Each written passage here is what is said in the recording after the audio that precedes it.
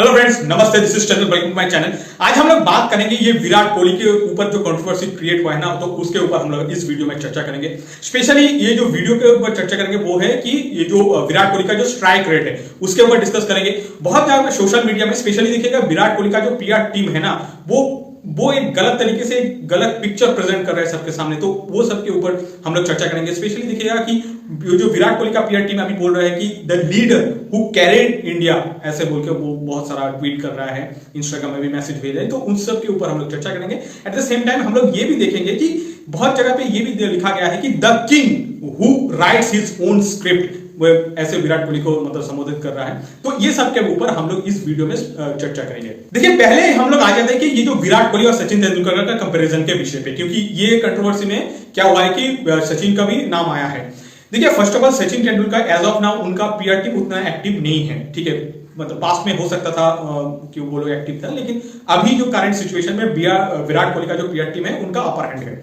और बहुत जगह पे बहुत सारे लोग सचिन के साथ विराट का कंपैरिजन इसलिए कर रहे हैं क्योंकि सचिन ने जो 49 सेंचुरी किया है ना, वो किया है ऑलमोस्ट 417 ऐसा कुछ आसपास होगा, एग्जैक्टली फिगर मुझे याद नहीं है। और विराट कोहली उनका ऑलमोस्ट 250 या 260 के आसपास में उनको क्रॉस किया है, मतलब 50 सेंचुरी कर दिया है। देखिए, ये जो स्टेटमेंट है ना, ये थोड़ा एकदम मिसगाइडेड या मिस इन्फॉर्म्ड या हाफ इन्फॉर्म्ड या हाफ बेक्ड स्टेटमेंट है। इसके पीछे मैं आपको रीजन बोलता हूं कि देखिए, जब सचिन ने एक्चुअली इंटरनेशनल क्रिकेट स्टार्ट किया था, उस टाइम पे ये जो कमर्शियलाइजेशन ऑफ क्रिकेट उतना हुआ नहीं था, ठीक है। आपको पता होगा कि सचिन एज ए टीम में आया था ना, उस टाइम पे वो एज ए बॉलर आया था, वो एज ए बैट्समैन नहीं आया था। बाद में उनको नीचे से ऊपर प्रमोट कर दिया गया और उसके बाद उन्होंने जब खेलता गया तो तब जाके वो बैट्समैन में कन्वर्ट हो गया। लेकिन विराट कोहली के मतलब टाइम पे ऐसा कुछ नहीं था। विराट कोहली जब खेलने आया था, ऑलरेडी उस टाइम पे इंडिया का मतलब इंडिया में क्रिकेट कमर्शियलाइजेशन हो चुका था। स्पेशली देखिएगा कि 2003 का जो वर्ल्ड कप था ना, उसके बाद इंडिया में क्रिकेट को कमर्शियलाइजेशन कर दिया गया था। और 2007 के जब आईपीएल आ गया था, तो उसके बाद और भी ज्यादा ये चीज हो गया है। तो Virat Kohli as a team में भी जब आया, वो एज ए बैट्समैन आया था। और विराट कोहली का एम एकदम क्लियर था कि उनका सिर्फ ऐसे खेलना उनका मोटिव नहीं था। उनका सिर्फ मतलब वो खेलेगा तो खेलेगा, एट द सेम टाइम वो जो अपना जो नेगेटिव जितना भी उन्होंने काम किया है वो सब भी मतलब उसको छुपाना भी स्टार्ट कर दिया। लेकिन वो सचिन ऐसा नहीं करता था। सचिन सिर्फ फोकस करता था कि मुझे क्रिकेट खेलना है, मुझे कैसे रन करना है, मुझे कैसे स्कोर करने का, ये सब के ऊपर कॉन्सेंट्रेट करता था। बिकॉज उस टाइम पे सिर्फ जो ये पीआर टीम था ना, वो बॉलीवुड तक लिमिटेड था और थोड़ा बहुत पॉलिटिक्स में था। लेकिन क्रिकेट उतना तो मतलब कोई देखता नहीं था ना, और मतलब ये जो बेस था वो बेस उतना बड़ा नहीं था। तो जिसके वजह से वो उस टाइम पे सचिन भी पीआर टीम सचिन के पास, या सचिन ने वो सब चीजों के ऊपर उतना ध्यान नहीं दिया था। लेकिन विराट कोहली के टाइम पे ऐसा नहीं था। विराट कोहली ने ये सब के ऊपर ध्यान दिया था। और उसके बाद तो विराट कोहली का देखिएगा जो पत्नी है अनुष्का शर्मा, उनके पास तो देखिए उनके पास ऑलरेडी एक टीम है। तो मतलब आप मान लीजिए जो अनुष्का शर्मा के लिए जो पीआर टीम है, वही टीम विराट के लिए भी काम कर सकता है, ठीक है। तो मतलब आप विराट के लिए देखिएगा कि बहुत सारा, स्पेशली देखिएगा 2015-16 में जब वो परफॉर्म नहीं कर पा रहा था, ठीक है। स्पेशली देखिए ऑस्ट्रेलिया का वर्ल्ड कप के बाद, तो वहां पे देखिएगा कि उनका जो पीआर टीम है वो सामने आके बहुत सारा उन्होंने ये विराट का जो इमेज है वो बिल्ड करने की कोशिश किया था। ऑल्दो हमारा जो ये वीडियो है, इस वीडियो का टॉपिक एग्जैक्ट विराट और सचिन के नहीं है, लेकिन हमने ये थोड़ा बहुत डिस्कस कर लिया। एट द सेम टाइम आप ये भी बोल सकते हैं कि देखिए विराट के टाइम पे जब उन्होंने खेलना स्टार्ट कर दिया, उस टाइम पे बीसीसीआई का जो अपर मतलब हैंड है ना, वो थोड़ा अपर पोजीशन में रहता था। लेकिन सचिन के टाइम पे जब उस टाइम का जो बीसीसीआई था, उसके पास उतना पैसा भी नहीं था। और जिसकी वजह से क्या हुआ कि देखिएगा कि ये जो डीआरएस जो सिस्टम है, ये इंट्रोड्यूस हुआ है उस दौरान पे जहां पे ये विराट कोहली खेल रहा है, ठीक है। सचिन के टाइम पे ये डीआरएस सिस्टम ऐसा था भी नहीं। और उस टाइम पे क्या होता था, सचिन को बस उनका स्किन काला है या वो इंडियन है, इसके वजह से बहुत बार उनके साथ डिस्क्रिमिनेट किया गया है, या उनको बार बार ह्यूमिलेट किया गया था, उनको जानबूझ के आउट करार दे दिया गया था। तो ये सब चीजें हुआ था। तो ये जो बहुत सारा जगह पे कंपैरिजन कर रहा है ना, तो ये कंपैरिजन बहुत गलत है। और जस्ट मेरा वीडियो स्टार्ट होने से पहले मैंने और एक क्लैरिफिकेशन आप लोगों के साथ शेयर करना है। वो है कि देखिए, ये जो आईएफ का एक सेलिब्रेशन आ रहा है, सेलिब्रेशन होगा वर्ल्ड कप फाइनल में। देखिए, आईएफ होता है कि इंडियन एयरफोर्स का देखिए एक विंग होता है, ठीक है। वो विंग रिस्पॉन्सिबल होता है कि जो एरोबेटिक शो होता है ना, तो उसके लिए रिस्पॉन्सिबल है। बट वो होता है कि इंडियन एयरफोर्स के अंडर आता है। लेकिन वो ऐसा नहीं कि इंडियन एयरफोर्स है, ऐसा नहीं है, ठीक है। ये इंडिया में भी होता है, बहुत सारे जितना भी नेटो कंट्रीज है, या यूएस में होता है, रशिया में भी होता है, इवन चाइना में भी होता है। तो ये ऐसा नॉर्मल चीज नहीं, मतलब ये चीज नॉर्मल है। इसको ऐसा नहीं कि नरेंद्र मोदी की वजह से वहां पे एयर शो होगा, ऐसा नहीं है। ये मान लीजिए कुछ आपका एक इवेंट होता है, तो उस इवेंट को आप मान लीजिए अच्छा शुरुआत देने के लिए, या आप जो वर्ल्ड के सामने आप एक चीज बहुत अच्छा प्रस्तुत करने के लिए ये सब चीज होता है।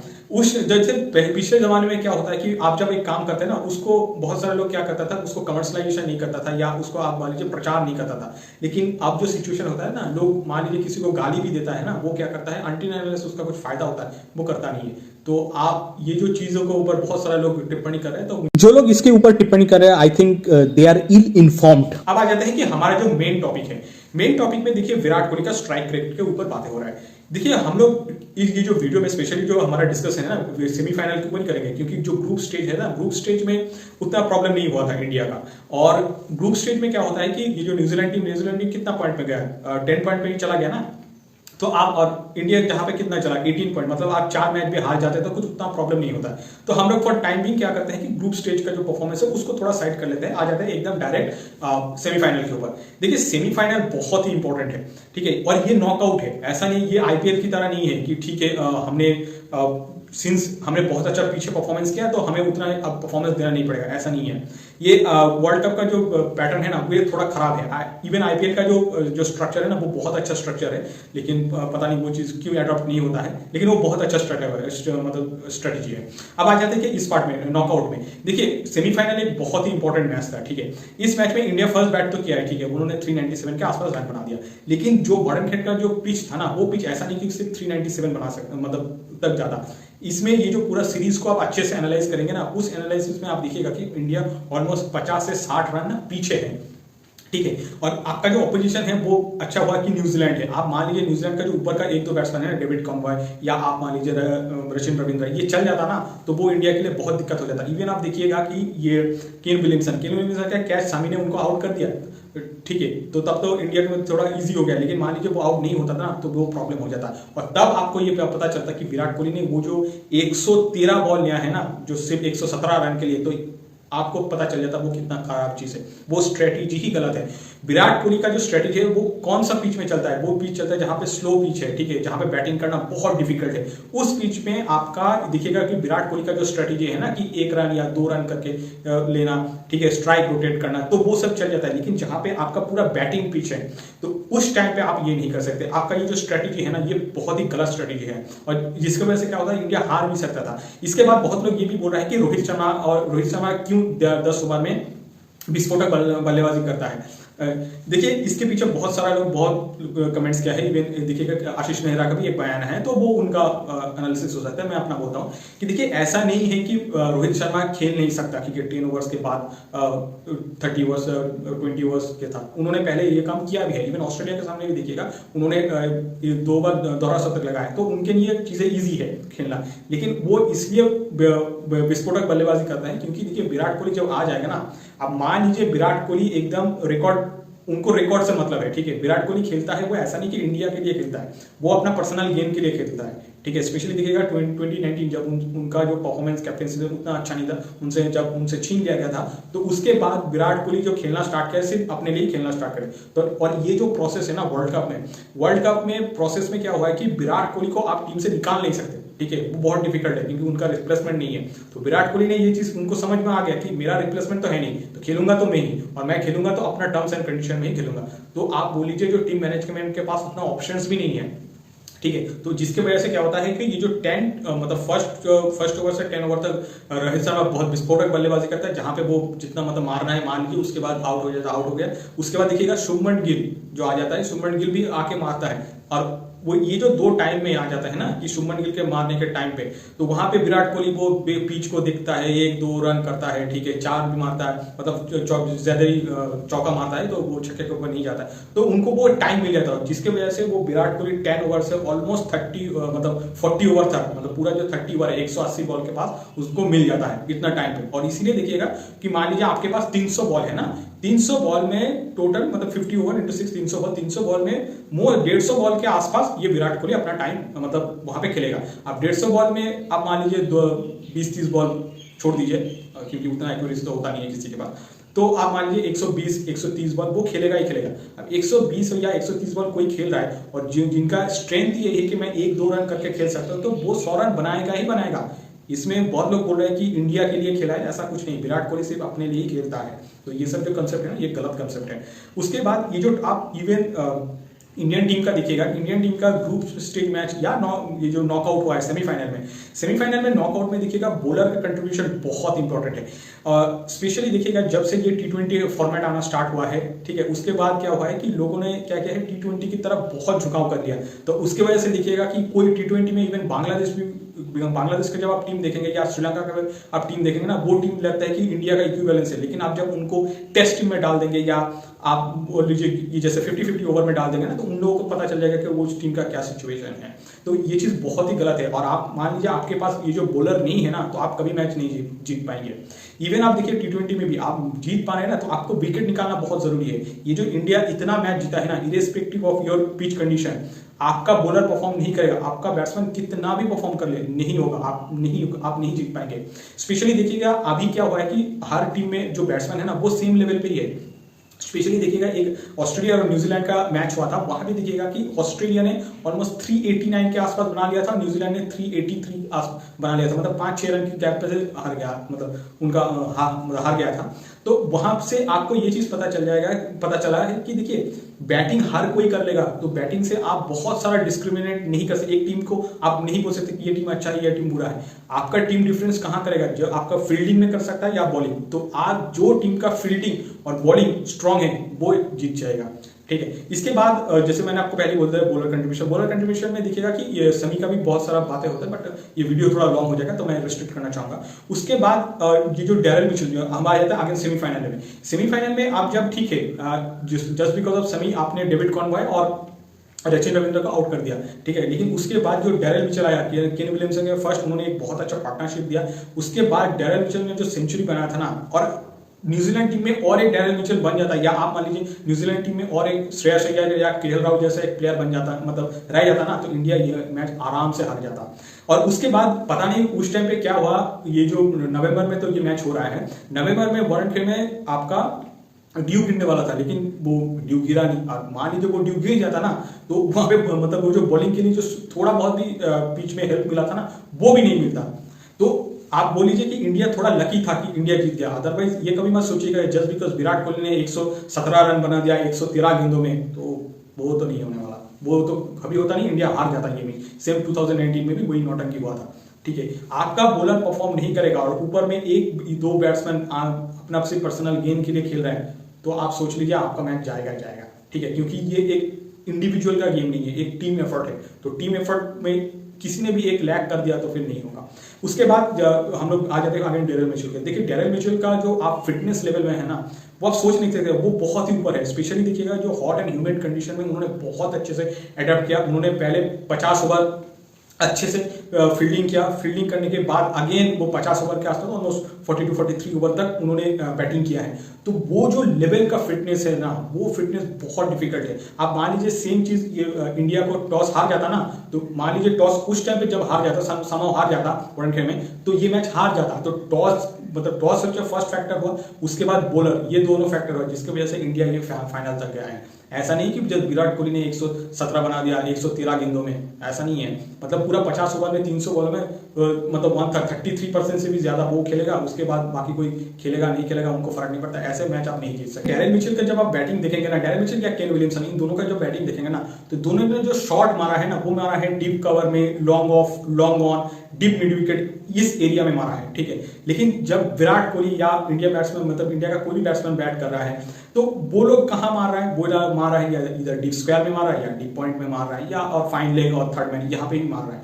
मतलब और उनके पास वो जो स्ट्रेंथ है, वो स्ट्रेंथ भी ना न्यूजीलैंड का जो बैट्समैन है, स्पेशली जो डैरेल मिचेल के पास बहुत ही ज्यादा है। इवन हो सकते हैं बहुत लोगों को जो लोग विराट कोहली का फैन है ये खराब लगेगा, लेकिन विराट कोहली भी कहाँ मारा है, आप डीप स्क्वायर में ही ज्यादा मारा है या डीप मिड विकेट में मैक्सिमम, या डीप पॉइंट में, थर्ड मैन और आपका फाइन लेग में तो बस ठीक है, वो तो नॉर्मली है, तो यहाँ पे ही मारा है। लेकिन विराट कोहली ने कोई भी अपना जो शॉट है वो डीप कवर या deep extra cover, long off या लॉन्ग ऑन या डीप जो मिड विकेट है, यहाँ पे नहीं मारा है। तो वो भी एक आश्चर्य का विषय है कि आप मतलब ये जो न्यूजीलैंड का जो बैट्समैन है ना, न्यूजीलैंड का बैट्समैन के वर्ल्ड का जो टॉप बॉलर्स है, जैसे जसप्रीत बुमराह या सिराज या शमी को, कैसे ये जो एरिया है ना, इस एरिया में मार सकते हैं। स्पेशली देखिएगा deep cover, long on, long off, यहाँ पे कैसे मार सकता है। तो ये सब क्वेश्चन सही से करना चाहिए। उसके बाद देखिएगा मैं जैसे पहले आपको बोल दिया कि ये जो विराट कोहली है ना, विराट कोहली अपना पर्सनल गेम के लिए खेलता है। जैसे आपको पता होगा जो न्यूजीलैंड और इंडिया का जो ग्रुप स्टेज का मैच चल रहा था ना, तो उस टाइम पे उन्होंने क्या किया, अपना जब सिर्फ सेंचुरी करने के चक्कर में उन्होंने क्या किया, ये सूर्य कुमार यादव का रन आउट करवा दिया। वो जानबूझ के उन्होंने रन आउट करवा दिया था। उस टाइम पे फर्स्ट ऑफ ऑल हम लोग तो मैच जीत गया, विराट कोहली का सेंचुरी नहीं हुआ, वो अलग चीज है। लेकिन उन्होंने वो जो रन आउट जो किया था ना, वो रन आउट किया था सूर्य कुमार यादव को, जो उन्होंने रन आउट किया था, तो वो उन्होंने जानबूझ के किया था। ऐसा नहीं कि कुछ मिसकम्युनिकेशन हो गया, नहीं, ऐसा नहीं है। स्पेशली देखिएगा उनका जो रनिंग बिटवीन द विकेट है ना, उस रनिंग बिटवीन विकेट को बहुत अच्छे से एनालाइज करेंगे ना, तो उसको आप देखिएगा कि जो थोड़ा भी वीक पॉइंट पे है ना, उस वीक पॉइंट पे वो मारेगा ही मारेगा। स्पेशली देखिएगा ये चीज नहीं होता है आप शुभमन गिल या रोहित शर्मा से, ये चीज नहीं होता है। ये चीज हो जाता है या श्रेयस अय्यर के साथ, या थोड़ा केएल राहुल, मतलब जो विराट कोहली से थोड़ा यंग है, या जो भी कोशिश करता है कि अपना मैं करियर थोड़ा ओडीआई में बना सकता हूं, तो विराट कोहली उसको बर्बाद करके छोड़ देगा। इसी तरह ये जो बहुत लोग बोलते हैं ना कि इमॉर्टैलिटी अटेंड हुआ है, तो इमॉर्टैलिटी अटेंड ऐसा ही हुआ है। मतलब मैं ही खेलूंगा और मेरा जो टर्म्स एंड कंडीशन है वो जब तक फुलफिल नहीं होगा, मैं किसी को खेलने भी नहीं दूंगा, मैं किसी को परफॉर्म भी नहीं करने दूंगा। और आपको सेमीफाइनल जब आप मैच को देखेंगे ना, तो उससे तो एकदम देखिए क्लियर पता चल चुका है कि सेमीफाइनल का मैच हमने 2 बैट्समैन के लिए जीता है। एक है श्रेयस अय्यर और एक है ये आपका केएल राहुल। इवन रोहित शर्मा का तो देखिए विस्फोटक बैट्समैन मतलब बैटिंग किया है और उन्होंने 47 किया है। इवन जो शुभमन गिल है उन्होंने भी 80 के आसपास रन बनाए हैं।